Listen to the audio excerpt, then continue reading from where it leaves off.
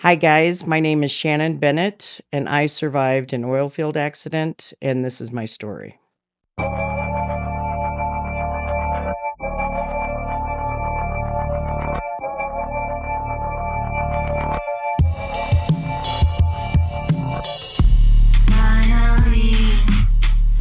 They were all there because what they did with mine is they were still there, so they didn't burn off.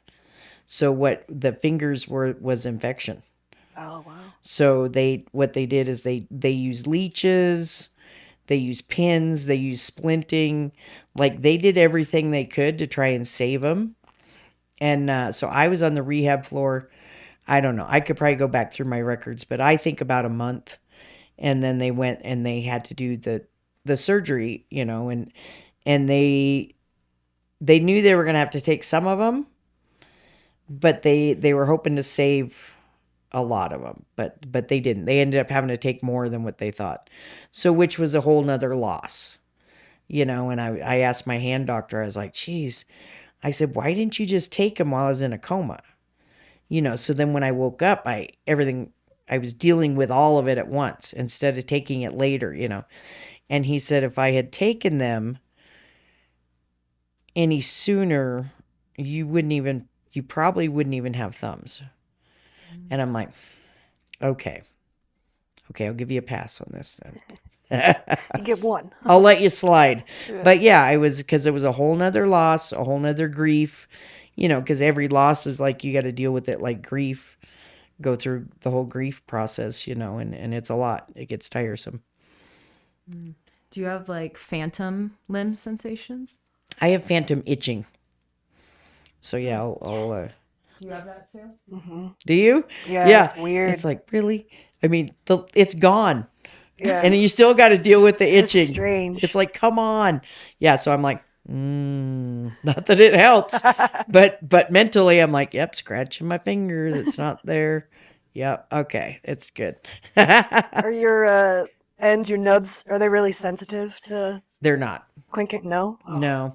No, not unless I hit them on something. Then it's bad. But yeah, this when they fused into position, I think, and I don't know. I'd have to get it scanned because, I mean, I think they put something in there to keep it in that position. But I was like, did they, or am I just thinking they did, or did they just fuse it?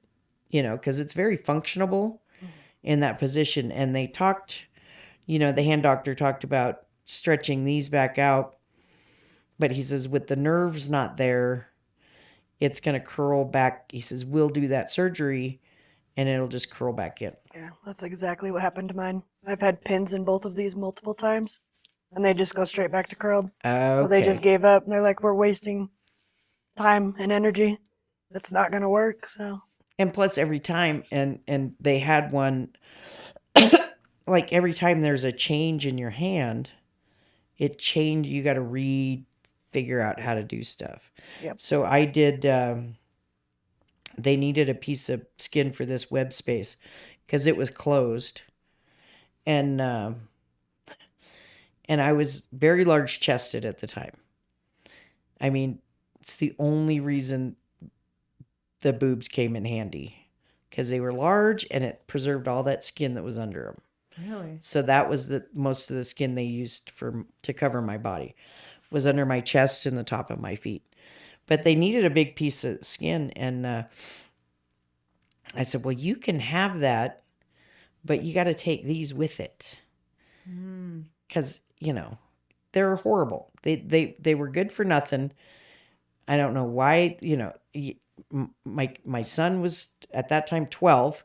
I didn't need him anymore for that, right? So I'm like, yeah, they need to go. And so they did. They went in and they harvested the skin. And then they went out and rescrubbed and came in and did the reduction. Then went out and rescrubbed and then came back in and took my nails out because they were growing in all funky.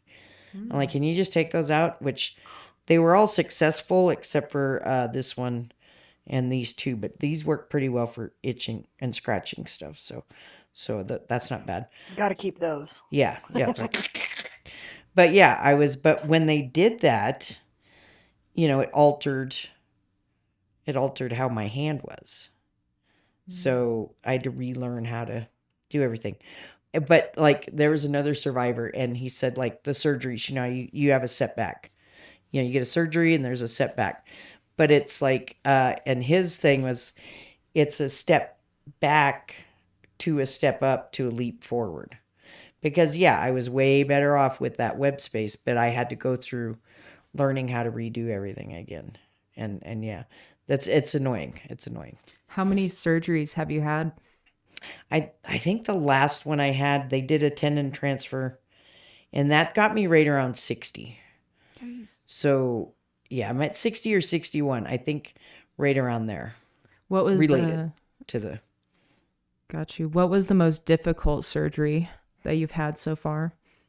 I think it was the breast reduction, because it was a big one. It was a 10-hour surgery. And the pain, I couldn't take the deep breaths. So I had a problem with, they had to make sure pneumonia didn't set in. So I had to use that spirometer, the little thing you blow in like every half hour. So that recovery took a while, just because I think it was such a big one. I remember coming out of that surgery though, and what hurt on me was the heels of my feet, because I had been laying on the table so long. Oh, interesting. Yeah. Did the boobs get burned in the fire? They did. Yeah. Oh wow. Okay. Yeah, but the majority of it was still there. The mass was still there. Yeah, my sister-in-law, when I came out of one of the surgeries, she said, she's going to be pissed when she wakes up and she's had all these surgeries and those things are still there. She's going to be pissed. And the burn doctor, I know, the burn doctor was like, I don't do those kind of surgeries, but my hand doctor did, because he did breast reconstruction. So it came in handy. 2 for 1? Yeah. Yeah, totally worked out. But yeah, in the well, no, I won't talk about that. Oh yeah? Please do. Okay. So I know I did this on the retreat, and I'm like, oh my gosh. So when when I went in for the surgery, and you go in for a pre-op, right? And then you go in for the surgery, and he was drawing, how they draw, right? And he's drawing up here, and he's like, well, and we might lose the nipples because it has to go a long ways, because by then they were sagging probably down into my waistband. But he's like, we may lose the nipples because it's a far distance for the nerves, right? And I'm like, hey, I don't remember that part of the conversation in the pre-op. And he's like, I'm pretty sure we talked about it. And I'm like, I'm pretty sure we didn't. I think I would have remembered. And he's like, well, and he's like, well, I do tattooing, you can do tattooing because he works on breast cancer patients, we can do tattooing, and, so I'm like, he's like, do you want to stop the surgery? I said, no, let's do it. And I said, well, that'll be kind of cool, because I always had flesh colored ones, right? I'm like, I could go with some dark ones, go with some dark ones, right? So I'm like, okay, let's do it. So I had it all planned out. Well, they saved him. And I'm like, of course. I was like, well, that's too bad. Well, that's disappointing, but whatever. It all worked out. But it was a rough surgery for sure. Oh wow. So they were gonna have to tattoo the nipples back on if they wouldn't have been saved. Yeah. Basically. Okay. Well, they could have if I wanted to. It's I think it's optional, which Gotcha. When your family, like your husband and your kid, how old was your kid? He was 10. 10. How did they react to their loved one looking so different now? So my husband, he had known a burn survivor when he was growing up, so it wasn't too traumatizing for him. And I think with my son, it wasn't so much about how I looked. Yeah, he didn't care. He was pretty upset and sick. He had been sick until they let him in. They let him to come in and see me in the ICU. And once he seen me, then he was okay. Like he was better, he felt better. And so he was 10, and I was in a coma for his birthday, his 11th birthday. He had the best birthday that year because everybody felt sorry for him. So he got all kinds of stuff. Yeah. the next year I was awake, right? And I'm like, your birthday's probably not going to be as fabulous as it was last year. And it wasn't. He's like, no, this last year was great. I got all kinds of stuff, you know. So I said, yeah, I'm awake now. So, but yeah, so they didn't really have a problem with how I looked. Mm-hmm. Or just maybe just, you know, that you were basically, how do I say this? Experiencing another version of life and stuff, going back home and having to take care of things and stuff. How was that, having to readjust back into this life? How did you look at yourself, and how did the people around you feel about that whole situation? How did they treat you? It was really kind of, you know, like being in the coma 7 months. It's just like, finally I'm awake. Like, my mom stayed with me. She was living in Alaska at the time, so she stayed down with me the whole time I was in the coma, until I went up to the rehab floor, until she knew that I was okay and I was not going to die. Because, you know, it was 7 months of, she's going to live, she's going to die, she's going to live, she's going to die.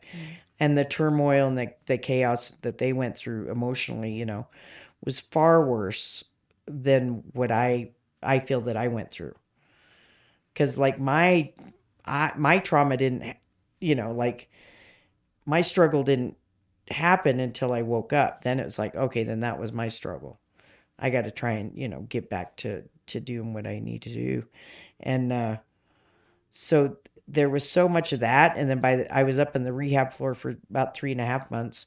So by the time I was discharged, it was still just a survival. Mm-hmm.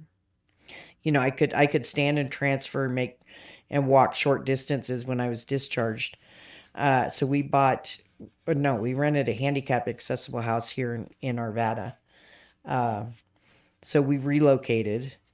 You know, the hardest thing, my ex-husband, or my husband at the time, he had the hardest time with it, with the transition, not going back to normal life, you know. And it's like, there was just I still had reconstructive surgeries. So I still had surgeries like 3 years out. Like, there was surgery after surgery, reconstructive surgeries. So